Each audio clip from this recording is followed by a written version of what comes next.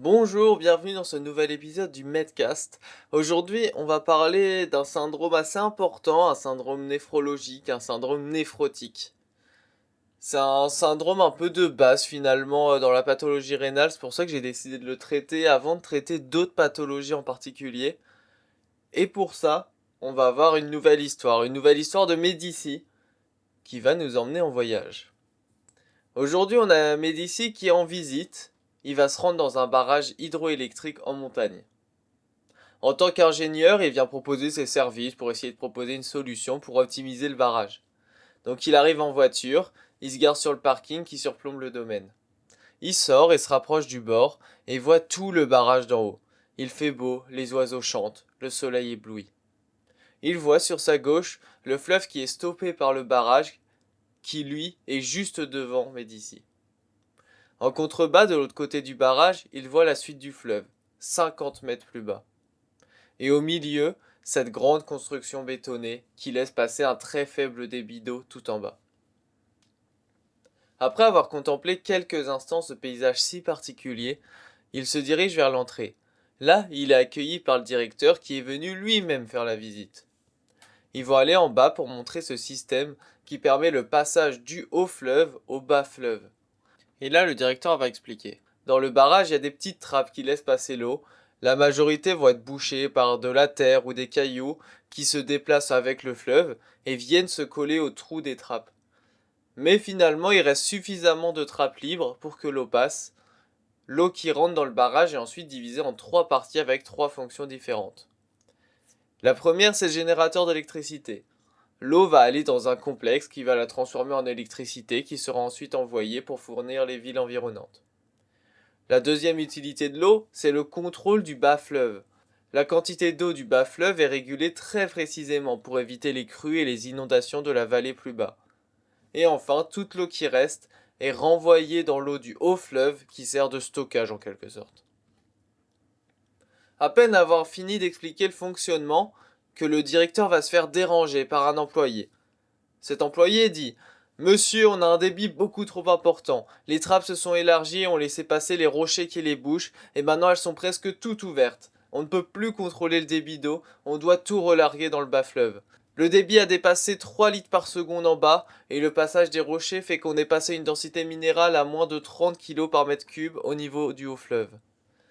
Le directeur lui demande alors: Est-ce qu'il y a de la boue qui passe? Est-ce que la pression du haut fleuve reste stable? Et est-ce que le barrage a des risques de fissure?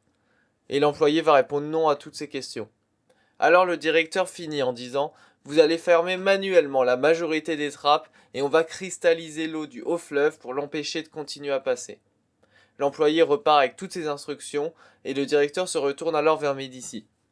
Il lui explique que la situation est assez simple car il n'y a pas de signe en plus, pas de passage de boue, la pression du haut fleuve reste stable et le barrage tient le coup. Il a appliqué les mesures standards et on verra très vite si ça s'améliore ou au contraire si ça se complique. Mais il faut aussi chercher la cause de cet incident. On sait déjà que c'est les trappes qui ont eu un problème. Est-ce qu'elles se sont élargies à cause d'une substance présente dans l'eau ou une bactérie qui attaque les trappes directement? Pour chercher ça, il y aura des prélèvements de l'eau pour étudier sa composition, la quantité de boue qu'il y a dedans par exemple. Et au final, Médicis se rend compte que pour l'instant, le problème n'a pas l'air si grave. Le plus impactant, c'est probablement l'inondation qu'il va y avoir dans la vallée plus bas. Il apprendra plus tard qu'il y a eu des dommages au niveau des trappes qu'il faudra réparer, mais ça ne change pas énormément les mesures prises par le directeur. Un pressentiment reste présent dans la tête de Médicis. Il sait qu'il n'est pas au bout de ses peines avec ce barrage, mais pour le moment, la journée continue. Maintenant, on va pouvoir comprendre cette histoire. On en a fini, donc on revient ici entre vous et moi pour qu'on discute un peu de cette histoire, de ce qui s'est passé, comprendre les mécanismes impliqués, le rapport avec le syndrome néphrotique surtout. Donc pour commencer, on a Bélici, il arrive sur le lieu, il voit le barrage de loin. En fait, de manière globale, le barrage, c'est les reins. Il y a le haut fleuve, c'est la partie haute qui représente le sang. Les trappes du barrage, c'est la barrière glomérulaire. Et le barrage en général, c'est la barrière glomérulaire. Et le bas fleuve, c'est le tissu interstitiel.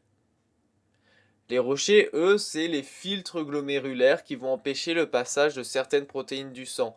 Ils vont se coller sur les trappes pour empêcher ces protéines de passer. On évoquera aussi plus tard la boue, et la boue elle représente les globules rouges. Donc gardez ça en tête. Ensuite, le directeur qui est venu faire la visite va expliquer les trois fonctions du barrage où va l'eau. Déjà, il y a le générateur d'électricité. Et en fait, l'électricité, ça représente les urines. Elle est envoyée dans d'autres villes, comme l'urine est évacuée du corps. Ensuite, il y a le contrôle du bas-fleuve. C'est la gestion de l'eau entre le sang et le tissu interstitiel. Et ça, dans le corps, c'est finement régulé, comme le barrage régule finement le passage dans le bas-fleuve. Et juste pour faire un petit rappel, c'est une petite aparté, 20% de notre poids corporel, c'est de l'eau extracellulaire. Et parmi ces 20%, il y a 5% c'est le sang et 15% c'est le tissu interstitiel. C'est une petite aparté, mais c'est un rappel, ça fait pas de mal. Et enfin, du coup, il y a le relargage du restant d'eau dans le haut fleuve. Et ça, c'est la réabsorption de l'eau par le rein qui est majeure. La majorité de l'eau repart dans le haut fleuve, la majorité de l'eau est réabsorbée par le rein. Une fois que ces bases ont été mises en place, il y a ce problème qui arrive. Les trappes se sont élargies et laissent passer les rochers. En fait, là, on commence à parler du syndrome néphrotique. Le syndrome néphrotique étant un trouble de la perméabilité capillaire. Donc dans ce cas-là, on peut estimer que le trouble vient d'une altération des podocytes ou de l'endothélium. En tout cas, c'est la barrière glomérulaire qui est altérée. Mais ça pourrait aussi être un défaut de structure, une perte des charges électronégatives ou un dépôt de protéines. Ça, c'est toutes les causes possibles d'un syndrome néphrotique. Ensuite, l'employé dit que le débit est trop important et qu'ils doivent tout relarguer dans le bas-fleuve. Et ça représente le syndrome œdémateux, l'eau qui va dans le tissu interstitiel. C'est l'élément essentiel du tableau clinique et on va s'attarder un peu dessus parce que vraiment le syndrome œdémateux c'est la base du syndrome néphrotique. Donc dans ce syndrome néphrotique, les œdèmes sont mous, blancs, indolores et vont prendre le godet. C'est-à-dire que quand on appuie dessus, la marque du doigt elle reste sur la peau. Ils vont être dans les territoires déclives, d'où le bas fleuve, et peuvent mener à un anasarque. Et ça, c'est un épanchement des séreuses qui a lieu à cause de l'œdème. Et donc, ça peut aussi mener à une prise de poids. Si on a une installation aiguë, ça peut aussi donner une oligurie. En fait, le débit va arriver tellement vite que le générateur d'électricité dysfonctionne. On ne produit presque plus d'électricité. On a très peu d'urine. Reprenons le problème. L'employé nous parle d'un débit de 3 litres par seconde en bas et une densité minérale de moins de 30 kg par mètre cube. Peut-être que ça vous dit quelque chose ces chiffres, et en fait c'est les valeurs à retenir. On doit juste changer les unités. Dans un syndrome néphrotique, on a une protéinurie supérieure à 3 grammes par 24 heures et une hypoalbuminémie inférieure à 30 grammes par litre. Chez l'enfant, pour la protéinurie, on va se baser sur une protéinurie inférieure à 50 mg par kilo par jour. Et du coup, cette protéinurie, elle est majoritairement constituée d'albumine. C'est pour ça que quand on a une protéinurie dans le syndrome néphrotique, on a une hypoalbuminémie. En fait, on va éliminer plus d'albumine que ce que le foie est capable de synthétiser. Donc forcément, le taux va diminuer. Ensuite, le directeur lui demande si la boue passe, si la pression du haut fleuve est stable et si le barrage a des risques de fissure. Et en fait, c'est pour symboliser le fait que le syndrome néphrotique peut être caractérisé en tant que pur et impur. S'il est impur, ça veut dire qu'il y a soit une hématurie, la boue, les globules rouges qui passent, soit une hypertension artérielle, la pression du haut fleuve, soit une insuffisance rénale aiguë, les fissures du barrage. Là, dans ce cas-là, il n'y a rien de tout ça. Il n'y a ni hématurie, ni hypertension artérielle, ni insuffisance rénale aiguë. Donc, on peut se dire que c'est un syndrome néphrotique pur. Et du coup, le directeur peut donner ses consignes. On va fermer manuellement les trappes et cristalliser l'eau du haut fleuve. En fait, l'idée, c'est de limiter la conservation de l'eau et renforcer les barrières, donc empêcher la réabsorption d'eau dans l'anse de Henle.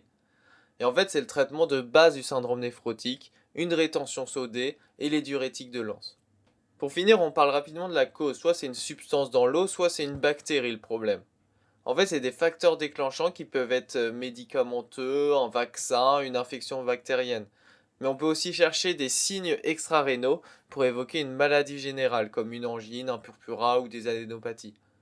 En fait, pour chercher ça, on va faire des prélèvements dans l'eau Le diagnostic biologique du syndrome néphrotique se fait sur une analyse des urines, dans le sédiment urinaire pour rechercher une hématurie microscopique ou dans le culot urinaire pour les cylindres hématiques.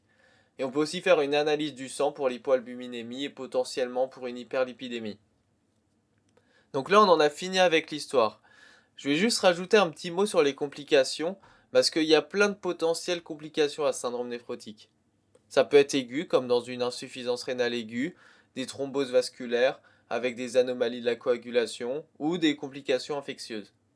Mais ça peut aussi être des complications chroniques, avec une insuffisance rénale chronique, une hyperlipidémie, une hypertension artérielle, une dénutrition, et une augmentation de la fraction libre plasmatique des médicaments liés à l'albumine. Donc au final, il y a pas mal de complications au syndrome néphrotique qui va mener à plein de pathologies rénales. Pour conclure cet épisode, si on voit un syndrome édemateux ou une protéinurie abondante, il faut absolument penser au syndrome néphrotique. C'est très important, c'est la base, c'est les signes principaux, les signes évocateurs.